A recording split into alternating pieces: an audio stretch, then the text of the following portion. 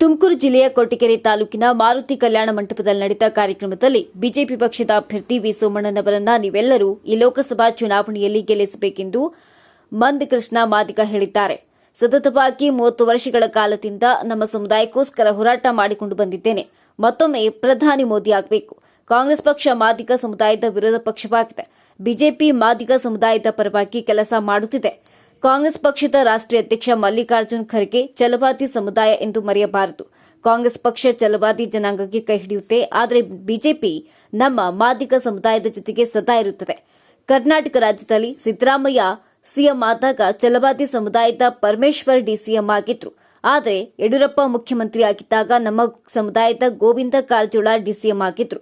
BJP ಯಾವತ್ತೂ ನಮ್ಮ ಸಮುದಾಯಕ್ಕೆ ಮೋಸ ಮಾಡಲ್ಲ. ಟಿಕೆಟ್ ನೀಡುವ ವಿಚಾರದಲ್ಲೂ ಕೂಡ ಕಾಂಗ್ರೆಸ್ ನಮ್ಮನ್ನ ಕಡೆಗಣಿಸಿದೆ. ಆದರೆ ಬಿಜೆಪಿ ನಮ್ಮ ಸಮುದಾಯದ 12 ಜನರಿಗೆ ಎಂಎಲ್ಎ ಟಿಕೆಟ್ ನೀಡಿದ್ದಾರೆ. ನಿಮ್ಮ ಕುಟುಂಬಕ್ಕೋಸ್ಕರ, ನಿಮ್ಮ ಮಕ್ಕಳ ಜೀವನಕ್ಕೋಸ್ಕರ ವಿ ಸೋಮಣ್ಣನವರಿಗೆ, ನರೇಂದ್ರ ಮೋದಿ ಅವರಿಗೆ ಮತ ಹಾಕಿ. ಒಳ ಮೀಸಲಾತಿ ವರ್ಗೀಕರಣ ಆಗಬೇಕೆಂದರೆ ಅದು ಮೋದಿಯಿಂದ ಮಾತ್ರ ಸಾಧ್ಯ. ಸದಾಶಿವ ಆಯೋಗಕ್ಕೆ ಡಾ ಜಿ ಪರಮೇಶ್ವರ್ ಮತ್ತು ಮಲ್ಲಿಕಾರ್ಜುನ ಖರ್ಗೆ ಅಡ್ಡಿಪಡಿಸುತ್ತಿದ್ದಾರೆ. ಸೋನಿಯಾ ಗಾಂಧಿ, ರಾಹುಲ್ ಗಾಂಧಿ ಸೇರಿದಂತೆ ಕಾಂಗ್ರೆಸ್ನ ಯಾವುದೇ ನಾಯಕರು ಒಳ ಮೀಸಲಾತಿ ಬಗ್ಗೆ ಧ್ವನಿ ಎತ್ತಲ್ಲ. ಇನ್ನು ನಾವು ಕಾಂಗ್ರೆಸ್ನವರಿಗೆ ಅನೇಕ ಬಾರಿ ಭೇಟಿ ಮಾಡಿ ಮನವಿ ಸಲ್ಲಿಸಿದ್ರೂ ಕೂಡ ನಮಗೆ ಸಹಾಯ ಮಾಡಲಿಲ್ಲ. ನಮ್ಮ ಮಾದಿಗ ಸಮುದಾಯ ಅಭಿವೃದ್ಧಿ ಆಗಬೇಕಾದರೆ ನರೇಂದ್ರ ಮೋದಿಯವರು ಮತ್ತೊಮ್ಮೆ ಪ್ರಧಾನಿಯಾಗಲೇಬೇಕು. ನಾನು ಪ್ರಧಾನಿ ಮೋದಿಯವರಿಗೆ ಮನವಿ ಕೊಟ್ಟ ತಕ್ಷಣ ನಾನು ನಿಮ್ಮ ಜೊತೆಗೆ ಇರ್ತೀನಿ ಅಂತ ಭರವಸೆ ಕೊಟ್ಟಿದ್ದಾರೆ. ಇನ್ನು ಕೊರಟಗೆರೆ ಕ್ಷೇತ್ರದಲ್ಲಿ ನಮ್ಮ ಮಕ್ಕಳಿಗೆ ಉತ್ತಮವಾಗಿ ಶಿಕ್ಷಣ ನೀಡಬೇಕಾದರೆ ನಾವು ಸೋಮಣ್ಣನವರಿಗೆ ಮತ ನೀಡಬೇಕು. ಕಾಂಗ್ರೆಸ್ ಪಕ್ಷದಿಂದ ಸಂವಿಧಾನಕ್ಕೆ ತೊಂದರೆ ಆಗುತ್ತೆ ಹೊರತು ಬಿಜೆಪಿಯಿಂದ ಸಂವಿಧಾನಕ್ಕೆ ಯಾವುದೇ ರೀತಿ ತೊಂದರೆ ಆಗಲ್ಲ. ಮಲ್ಲಿಕಾರ್ಜುನ್ ಖರ್ಗೆ ಬರೀ ಸುಳ್ಳು ಹೇಳಿಕೊಂಡೇ ರಾಜಕೀಯ ಮಾಡ್ತಾರೆ ಎಂದು ಮಂದಕೃಷ್ಣ ಮಾದಿಗ ಹೇಳಿದ್ದಾರೆ. ಇದರ ಜೊತೆಯಲ್ಲಿ ಏನು ನಮ್ಮ ಹಿರಿಯರಾಗಿರತಕ್ಕಂಥ ಮಂದಕೃಷ್ಣ ಮಾದಿಗಾರವರು ಹಲವಾರು ವಿಚಾರಗಳನ್ನು ತಮ್ಮ ಗಮನಕ್ಕೆ ತರಲಿಕ್ಕೆ ಈ ಸಭೆಯಲ್ಲಿ ಬಂದಿದ್ದಾರೆ. ಹಾಗಾಗಿ ದಯವಿಟ್ಟು ತಾವೆಲ್ಲರೂ ಕೂಡ ಶಾಂತವಾಗಿ ಅವರ ಮಾತನ್ನು ಕೇಳಬೇಕು. ಅವರು ಇಡೀ ರಾಷ್ಟ್ರದಲ್ಲಿ ಸಮುದಾಯದ ಪರವಾಗಿ, ಸಮುದಾಯದ ಧ್ವನಿಯಾಗಿ ಇವತ್ತು ಏನು ಹೋರಾಟವನ್ನು ಮಾಡ್ತಾ ಇದ್ದಾರೆ. ಅವರು ಬಂದಿರತಕ್ಕಂಥದ್ದು ನಿಜವಾಗ್ಲೂ ನಮ್ಮೆಲ್ಲರಿಗೂ ಕೂಡ ಸಂತೋಷದ ವಿಚಾರ. ಇವತ್ತು ಕೋರ್ಟ್ಗಳಿಗೆ ಇರತಕ್ಕಂಥ ಮಾತನ್ನ ಹೇಳ್ತಾ, ಇನ್ನು ಈ ನಮ್ಮ ಮಾಜಿ ಪ್ರಧಾನಮಂತ್ರಿಗಳಾಗಿರ್ತಕ್ಕಂಥ ದೇವೇಗೌಡ ಅವರು, ಮಾಜಿ ಮಂತ್ರಿಗಳಾಗಿರ್ತಕ್ಕಂಥ ತೀರ್ಮಾನವನ್ನು ತೆಗೆದುಕೊಂಡಿದ್ದಾರೆ.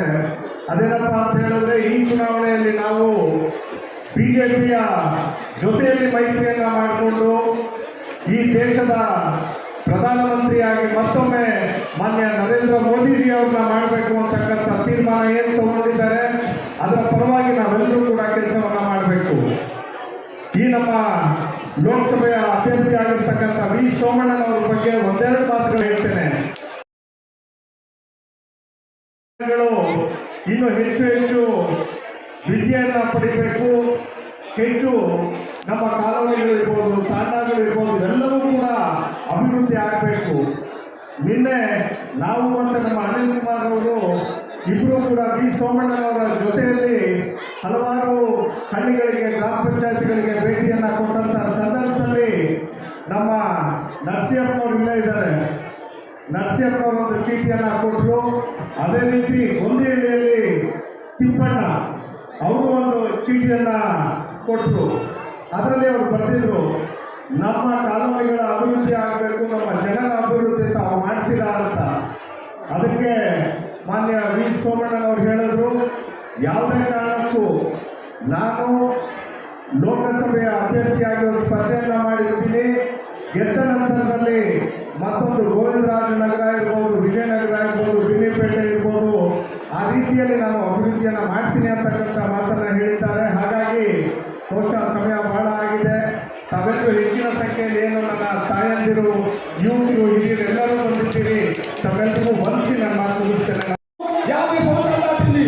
ఆయన వాస్తవాలు మాట్లాడట్లేదు, అబద్ధాలు మాట్లాడుతున్నాడు.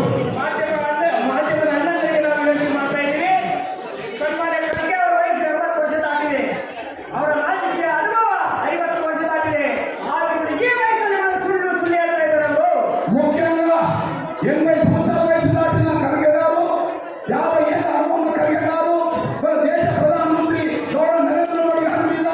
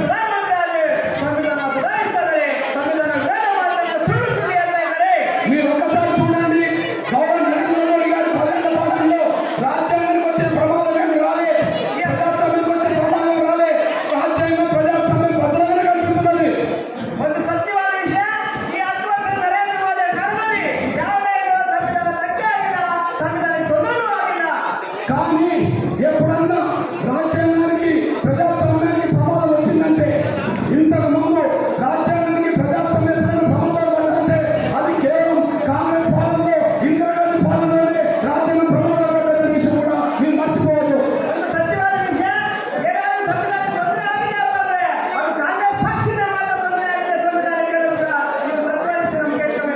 ఇందిరాగాంధీ హయాంలోనే రాజ్యాంగం పక్కబెట్టి ఎమర్జెన్సీ తీసుకొచ్చి ప్రజాస్వామ్యాన్ని కూలి చేసిన చరిత్ర ఇందిరాగాంధీకి కాంగ్రెస్ వాళ్ళకు ఉన్నది.